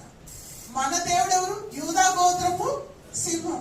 మరి సింహం పిల్లలు ఎవరైనా మనం కూడా ఏంటి? అవునా, మనం కూడా యూదా గోత్రపు సింహం పిల్లలమే. మరి మనం ధైర్యంగా ఎదుర్కోవాలి అని అంటే మనకు కావాల్సింది ఏంటి? బలం. ఆ బలం కావాలి. ఎట్లాంటి బలం? నూతనమైనటువంటి బలాన్ని కావాలి. మరి విలాప వాక్యం 3:23లో ఆయన అనుదినము, చదవనవసరం లేదంటే ఇప్పటికే టైం అయిపోయింది. అనుదినము ఆయన మనపై వాత్సల్యం. చూడండి ఏంటి, రోజు రోజుకి దేవుడికి మన మీద వాత్సల్యం పుడుతున్నాడు. వాత్సల్యం అంటే ఏంటి? ఎవరికి ఉంటుంది జనరల్ గా వాత్సల్యం? ఒక తల్లి తన పిల్లల్ని ముద్దులాడుతుంటుంది. ప్రేమ.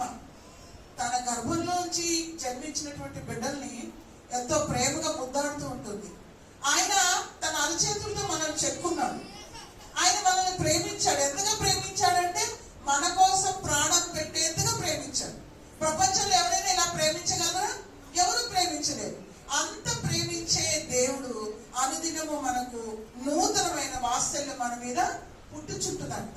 కాబట్టి దేవా, నా పైన నువ్వు చూపించే వాత్సల్యం అనుదినము నూతనంగా నువ్వు నాపై వాత్సల్యం చూపిస్తున్న దేవా, నీకు ఇదే నా కృతజ్ఞత స్తోత్రములు అని. ఒకవేళ నా పాపం నీకు నాకు మధ్య అడ్డుగా ఉందేమో, విరోధంగా ఉందేమో, నా పైన వాత్సల్యాన్ని చూపించమని మనం ప్రార్థించవలసిన వారమై ఉన్నాం.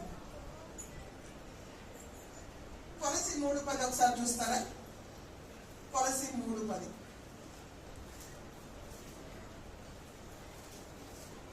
అయిపోయిందని ముగిస్తాను.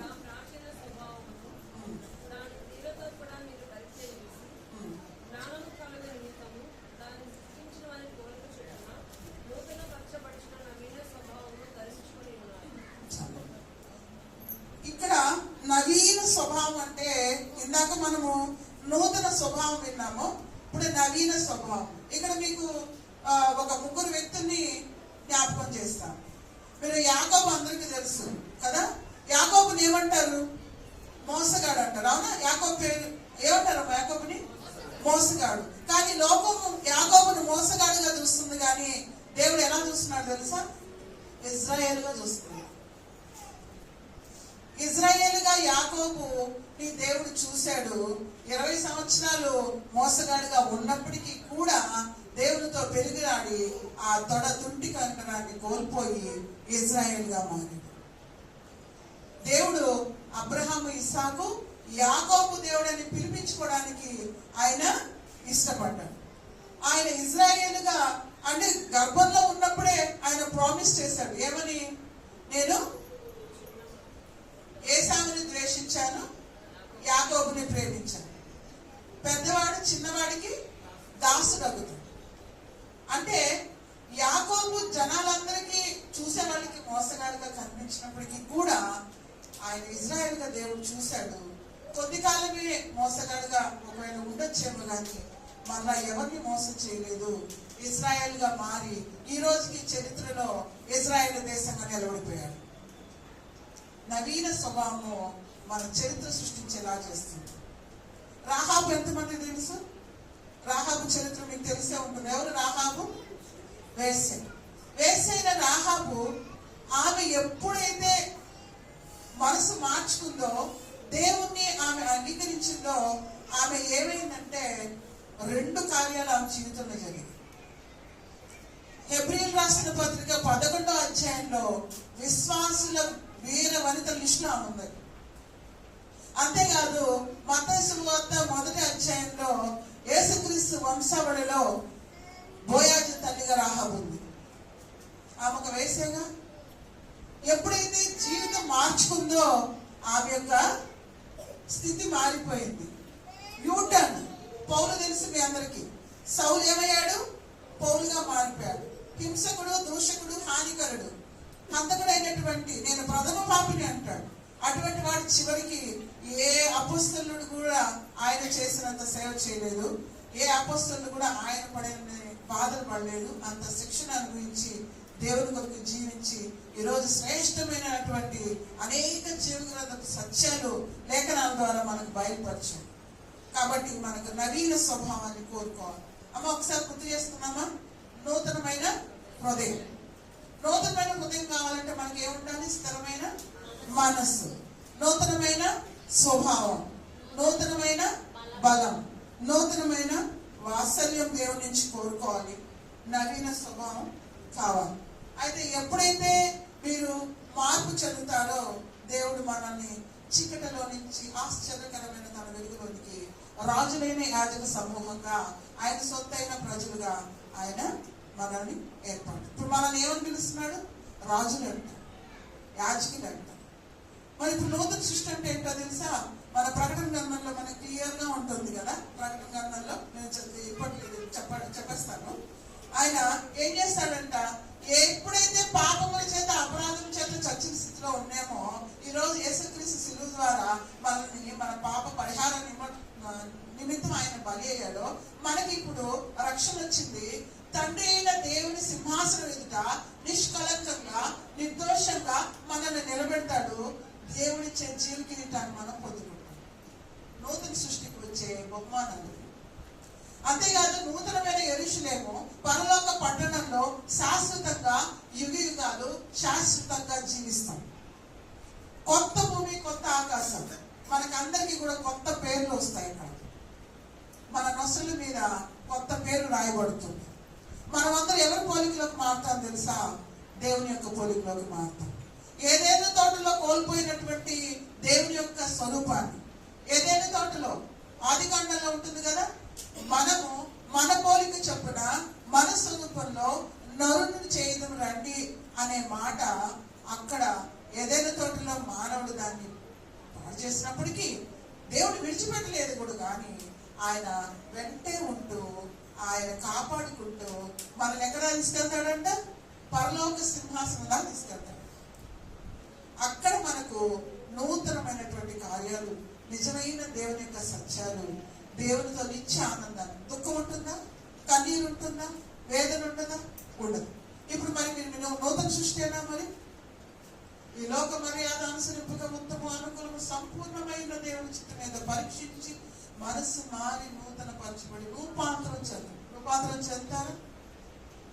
గలతీయులు రాసిన పత్రికలో ఆత్మ ఫలాలు ఉన్నాయి కదా. ఆత్మ ఫలాలు కాదు, ఆత్మ ఫలం పైన మీకు ఉన్నాయి.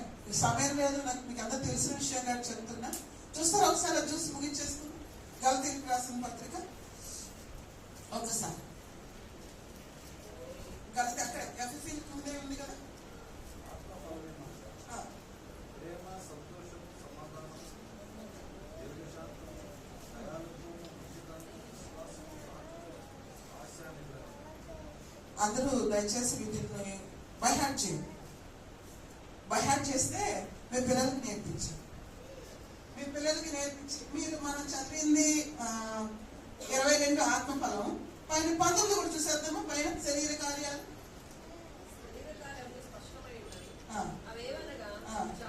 జాగ్రత్తము, అపవిత్రత, కాముకత్వము, విగ్రహారాధన, అభిచారము, ద్వేషము, కలహము, మత్సరములు, క్రోధములు, కక్షలు, భేదములు, మతములు, అసూయలు, మత్తతలు, అల్లరితో కూడిన ఆటపాటలు మొదలు. ఈ శరీర క్రియలమ్మ. ఇవి విడిచిపెట్టి ఈ ఆత్మఫలం కానీ మీరు కానీ పొందుకున్నారంటే మీకు పరలోకానికి తీసారు. రక్షణ అనేది పాస్పోర్ట్ అనుకోండి, వీసా అనేది మీ జీవితం. మీరు రక్షణ వచ్చేసింది, పాస్పోర్ట్ రెడీ. వీసా రావాలంటే అక్కడి నుంచి పర్మిషన్ రావాలి. అవునా? అమెరికాకి ఎవరు వెళ్ళుంటారు, మామూలుగా మీకు తెలిసే ఉంటుంది. అమెరికాకి 2 కావాలి, పాస్పోర్ట్ కావాలి, వీసా రావాలి. పాస్పోర్ట్ ఎవరు ఇవ్వాలి? మన భారతదేశం ఇవ్వాలి. వీసా ఎవరు ఇవ్వాలి? ఏ దేశానికి వెళ్తే వెళ్తారో వాళ్ళు ఇవ్వాలి. మనం ఈ దేశస్తులం కాదు కదా, పరదేశంలో కాదా, మన దేశం అక్కడ ఉంది కదా. మరి అక్కడికి వెళ్ళాలంటే రావాలా వీసా? ఈ లోకంలో మన పాస్పోర్ట్ వచ్చేసి మనందరికి పాస్పోర్ట్ ఉందని అనుకున్నాం. ఉందా? అందరికి పాస్పోర్ట్ ఉన్న చేతులు గ్రేట్. చాలా మందికి పాస్పోర్ట్ ఉంది. వీసా రావాలంటే ఆయన ఇచ్చి రావాలి. మరి రెడీగా ఉన్నాం. ఈ 2025 సంవత్సరం పూర్తయింది. ఈ 2025 మిమ్మల్ని అనేక విధాలుగా పరీక్షించే ఉంటుంది. ఎవరికి తెలియని సమస్యలు, బాధలు, మౌన పోరాటాలు మీరు ఎదుర్కొని ఉంటారు. కానీ దేవుడు మాత్రం మిమ్మల్ని విడిచిపెట్టలేదు. మీరు 2026లో అడుగు పెట్టారు. పాత గాయాలతో, పాత అభిజయాలతో, పాత భయాలతో మీరు తీసుకెళ్ళకండి. ఇది ఒక కొత్త సంవత్సరం, కొత్త అధ్యాయం, కొత్త ఆరంభం. విశ్వాసంతో మళ్ళీ ప్రయత్నించండి. మరింత ఎక్కువగా ప్రార్థించండి. బైబిల్ని ఎక్కువగా చదవండి. ఎందుకంటే ఈసారి విజయం మీకోసమే. మీరు ఎక్కడైనా సిగ్గుపడ్డారా, విరిగిపోయారా, లేదా ప్రజల చేత తీర్పు చెప్పబడ్డారా? అక్కడ దేవుడు మిమ్మల్ని పైకి లేవనెత్తాడు. ద్వారాలు తెరుచుకుంటాయి. అనుగ్రహం మీ వెంటే వస్తుంది. మరియు దేవుడు మీ బాధని సాక్ష్యంగా మారుస్తాడు. ధైర్యంతో లేవండి. ఈ కాలం మారింది అనుకోకండి. దేవుడు మీతో ఉన్నాడు. దేవుడు మీతో ఉంటే ఎన్నైనా జయించవచ్చు. ఇప్పుడు కొత్త సృష్టిగా మీరున్నారు. పాతవి మన జీవితంలో ఉండకూడదు. నూతన సృష్టిగా మారాలి. నూతన సత్యాలకు అనుగుణంగా జీవించాలి. కొత్త తలంపులు, కొత్త ఉద్దేశాలతో, కొత్త ఆలోచనలతో పాత అలవాట్లన్నీ మానేసి కొత్త జీవితాన్ని ఆరంభిద్దాం. బుద్ధిగల కన్యకల వల్ల సిద్ధపడి దేవుని రాజ్యం కొరకు ప్రయాసపడదాం. దేవుని రాకడ కొరకు ప్రయాసపడదాం. నూతన సంవత్సరాన్ని దేవుని చేతిలో నూతనపరచబడి మనం దేవుని కొరకు మహిమపడతాం. మన జీవితాన్ని దేవుని చేతిలో పెడతాం. ఆయన చేతిలో పెడితే ఏదైనా బాగవుతుంది. కాలము చేతిలో ఏదైనా పడితే ఏమైతుంది? పాడైపోతుంది. ఒక కారు కొన్నారమ్మా, 10 ఏళ్ళు అయిపోయింది. కారు ఏమవుతుంది? పాతైపోతా లేదా? ఒక ఇల్లు కొట్టుకున్నారు, ఒక 50 ఏళ్ళు అయితే ఏమవుతుంది? పాతైపోతుంది. అదే మనం కానీ దేవుడి చేతిలో పెడితే మన జీవితం ఏమైపోతుంది? కొత్తదిగా మారిపోతుంది. ఇప్పుడు మనమంతా నూతన సృష్టి, అవునా? కాబట్టి ఈ విన్న మాటలు మీ జీవితంలో ఫలించాలని కోరుకుంటున్నాను. మీ జీవితంలో నూతన హృదయం, మరి నూతన స్వభావం, నూతన బలం, దేవుని యొక్క నూతన వాత్సల్యాన్ని, నవీన స్వభావాన్ని పొందుకొని నూతన పరచబడాలని కోరుకుంటున్నాను. దయచేసి కళ్ళు మూసుకుంటే మనం ప్రార్థన చేస్తున్నాం. మహాపరిశుద్ధుడా, మహాగణుడా, మమ్మల్ని మిక్కిలి ప్రేమించి సృష్టించిన ప్రియ పరలోకపు తండ్రి, నీకే వందనాలు, స్తుతులు, స్తోత్రాలు. నూతన సంవత్సరముల దయాకిరీటం అనుగ్రహించి మమ్మల్ని అందరినీ కూడా సజీవ లెక్కలో పెట్టి ఈ సాయంకాలం సమయం జీవగ్రంథంలోని కొన్ని శ్రేష్టమైన విషయాలు నేర్చుకోవడానికి మీరు మాకు సహాయం చేశారు. అందుని బట్టి కృతజ్ఞతలు. ప్రభా, యేసుక్రీస్తు నందున్న ఎడల వాడు నూతన సృష్టి, పాతవ గతించిన సమస్య కృతమై ప్రభు, మరి చేరున్న బిడ్డలందరినీ కూడా నీ దయగల హస్తానికి అప్పగిస్తున్నాను. ఇంతవరకు వారు ఎలా జీవించారో నాకు తెలియదు. మీరు పై రూపాన్ని చూడరు, అంతరంగాన్ని చూస్తారు.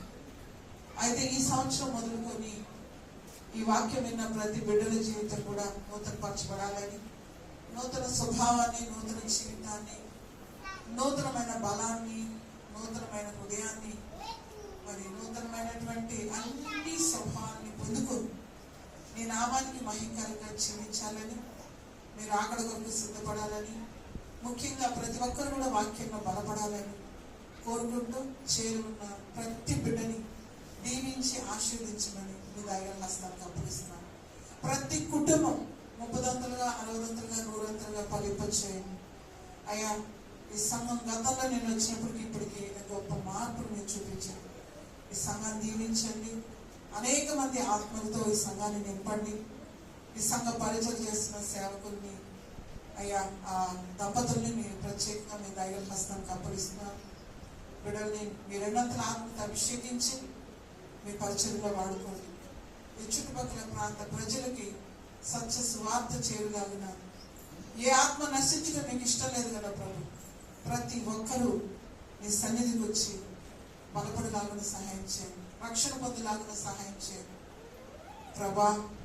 మీరు త్వరలో రాబోతుండగా ప్రతి ఒక్కరు కూడా సిద్ధపడడానికి కృప చూపించమని, నవీనమైన స్వభావంతో దీవించమని, ప్రభు ఏ యోగ్యత లేని, ఏ అర్హత లేని అయోగ్యురాలైనటువంటి నన్ను నీ విలువైన రక్తంతో కడిగి నీ సన్నిధిలో నిలబెట్టుకుని నీ బిడ్డలతో మాట్లాడే భాగ్యం ఇచ్చినందుకు కృతజ్ఞతలు చెల్లిస్తూ ఏ కొద్ది ప్రార్థన మనల్ని నజరేయుడైన యేసుక్రీస్తు నామములో వీరందరికీ తోడై ఉండి యేసు నామములో వీరి తోడు కాపుదల మీరు అనుగ్రహించి కాచి కాపాడి యేసు నామములో వేడుకుంటున్నాను పరమ తండ్రి.